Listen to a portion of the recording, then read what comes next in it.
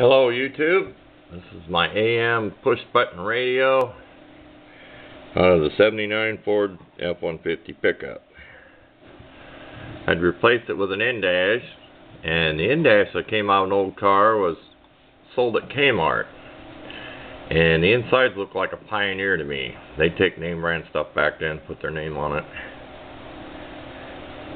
So this has been on the shelf gathering dust. I had it put into a box at one time with a speaker, and it's still got all kinds of dust in it. I've been cleaning it here. But I thought I'd show how the push button system works if people aren't used to that. You had your buttons on the front, and if you wanted a station, say you wanted station memory there, you pulled this button all the way out like that, and then you pushed it in. Then you double checked it. That's how you set the push buttons. You tuned it to what you wanted, pulled the button out, shoved it back in. And how this works is, my pointer here, let's kind of get this on camera. This has slugs in here is what I call. They're like a can. There's 1, 2, 3, 4. This one's empty. Really makes me wonder the mystery of that. If this had capable of having shortwave in these or something. Because when they manufactured this, they wouldn't have made this for no reason. But there's all the space in here and everything for these rods. If you look real close, you can see those rods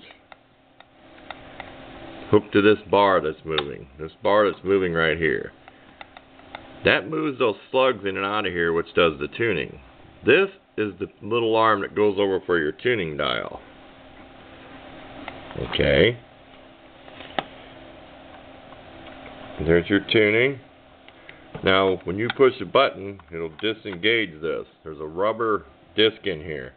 If you have one of these old radios and it doesn't tune, it just sits there and spins the knob. No, maybe this has got grease or something there making it slippery. So you don't want no oil in there. I did put an oil drop on the drop of oil on the gear, and a drop down in this area. You can see how that slides. It's hard to get this on camera. I did put a drop of oil right here. I used an oil called a key oil. I'm sure it's like for clarinets, wood instruments. This key oil, it's real lightweight. Must be like mineral oil. I wouldn't recommend using like 3-in-1 oil or something. It might gather too much gunk. But when you push this, you can tell that flexes, that yellow shaft with the gear flexes away from it. That's a flexible rubber. There's a pin in here. Allows that to turn. I did put a drop of oil on the shaft. When you take the knobs off, I stood the radio up and put a drop of oil where the shaft spins inside this part. This is one piece, which over here your tone is 2-piece. But you'll see it if you take the knobs off. Put a drop of oil in there, stand the radio up, let it sit there and spin it back and forth. So I did oil that because it was really stiff from setting. So this is how this tunes. Say I push a button here. You can see where that bar came over and made these go in.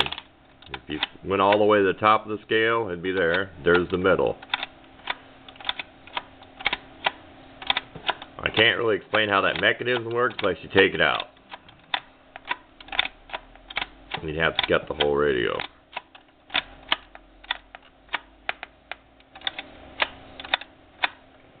But you'll see. Like, watch this rod. There's these three cans right here. This one's empty.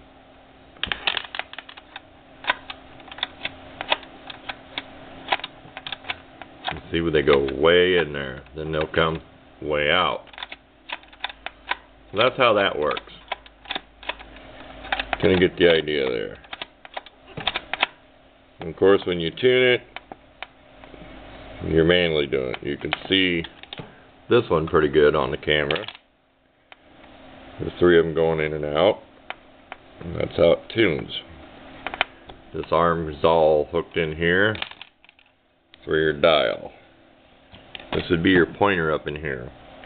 Got that nice blue-green plastic here. This is where your light shines through. I'm going to hook this up to my power supply and use it. If you don't put a wire that's on all the time, you won't have a light, because this light would come on. Let me turn that off there. Your light comes on, your dash lights come on. So if you're going to hook this up to power supply or something, you could put an extra switch somewhere, so you always have a light on. Because it's not going to come on when you turn the radio on. This light's always on with your dash light. But that's your pointer as it goes over there, painted orange. That's what that arm does. You got your tone over here, your on and off switch. What's nice about this is it says which one speaker ground down in here. Here's your 2 speaker wires. I have to replace this wire. It was kind of crappy the way I hooked it up, so I'm going to replace it. Even though it's black, it is the hot wire, so pay attention to that and kick one of these apart. The ground goes to the case, so it would normally ground in your dash bracket. If you're going to use one of these out of there, use like a screw like here and put your ground wire with a terminal, and you'll have your ground. This is something a lot of people don't know. FORD Aerospace and Communications Corporation. Now, Ford Philco, I know they used to make, was probably back way, I don't know when they stopped, probably in the 60s. So that Ford Philco, the radios were Ford Philco. Philco, P-H-I something, you can look it up. I'm sure they made tubes. So there was like, they had another company in there with them to make radios, Ford Philco. And I don't know if it said Philco on the front. Here's all your numbers. This tag was tore, falling apart. I took the air hose, and I'm glad I saved a piece. A little piece of it blew off. I put some clear packaging tape over here to preserve this. So here's all your numbers, everything that goes with it. And on the back, I wanted to show this. If you look on the back, here's your antenna jack. It says antenna trim. You can trim your antenna. Say whether it's the factory one on the vehicle or not, or say I'm going to use this on my long wire antenna. Antenna trim. That's to adjust your antenna.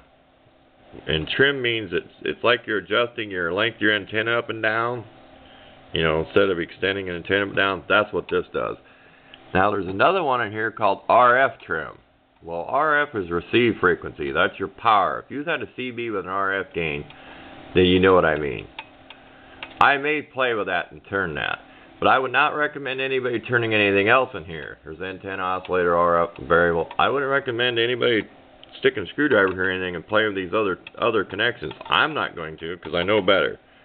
I know it's not going to hurt to turn this, but I've never turned this. I may get brave and do it. These take a little hex socket. What I'm going to do, I'll make a separate video on it.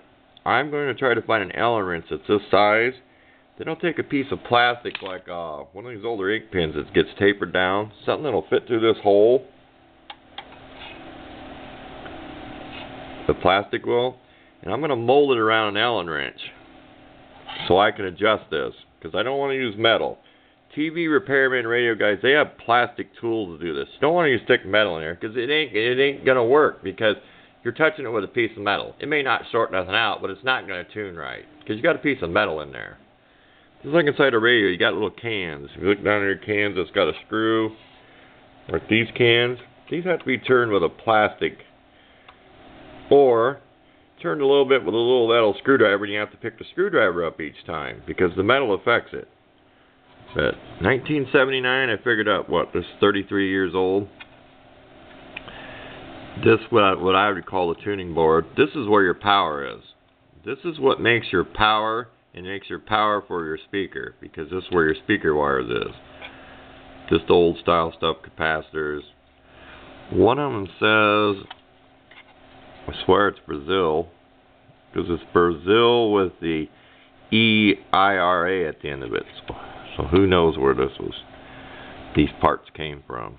Old style circuit board. Trying to get a view down in there of all that old stuff. I have a old connector for antenna. I'm going to put a short piece of coax cable in there. so I can ground my braider to the cabinet, and then I'll have a piece of wire come out where I can put my alligator clip from my long wire antenna. So you can always chop a piece off an old car antenna. If you got one of these at the junkyard, just cut the cable. You're probably never going to get out of the car if you take the antenna loose. You may get lucky. One of the best antennas I've always liked is a FORD antenna, because the FORD antenna mounts with screws underneath the chrome cover, and the antenna unscrews from the fitting. And FORD always had, I'm sure it's like 31 inches. There's a magic number for FM for an antenna. In the old days of AM, they had extendable antennas, and you adjusted it up and down, which would be doing the same thing just about as this. But I think the reason they put this on here at the factory, because they had a choice of an AM or FM radio, because there's non-adjustable antenna out there. It's just the one stainless antenna that screws in the bracket, so that's probably why there's an antenna trim here. Because you could slide your antenna up, down, and tune it to your favorite local station or distant station. But I only have basic radio knowledge. And that old style circuit board, old weird orange color, it looks like some dashes had that. There's all kinds of little stuff in here. There's fine wires that are glued down. If you get in here and start messing around to it, you could break something and then it won't work. There's real fine copper wires that go to all these terminals. And it goes to this tuning section. So it only take one wire broke for it to not work. This had like a piece of duct tape on it. There wasn't a sticker here. Just the glue left over. That's about the basics. What one of these looks like, in case nobody's ever seen the inside of one. But you could gut this all out. It's the only way you could do it. You'd have to take the bottom off and everything in order to see how this mechanism works for the push buttons. But this is in very good shape. There's a little dimple on the volume knob, and I know that's not factory, but I just leave it on there. What's very odd about it, it's right where it turns off, and I'm sure that's not factory on this knob. Maybe somebody actually hit that with a punch. Mark that if you see that little dimple. I don't think that's factory. It's crudely made. I think somebody might have hit that on purpose and made a little mark on there. I'm deciding whether to maybe cut some plexiglass this width to cover over the volume knob. It's either that or I'm going to have to go through all the trouble trying to make a better box for it. I could just mount it on my shelf, up underneath the shelf, but I'm thinking about making it look a little better. I may spend the time to cut out a piece of plexiglass and make a faceplate for this. Then I can put it into a box. But I kind of like how big this is, because it extends past the case. If I can make something over here and then paint it and hook it back here, I've got my hot glue gun and stuff. I can always glue it without hurting anything. You can always glue it back along here.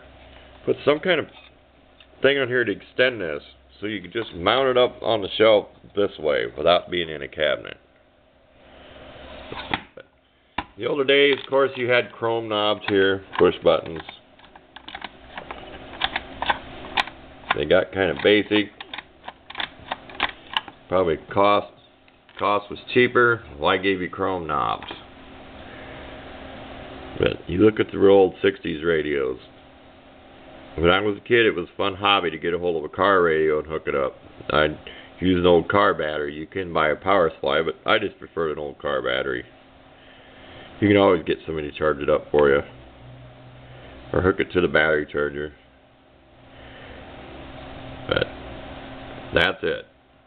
That's the look of the old radio.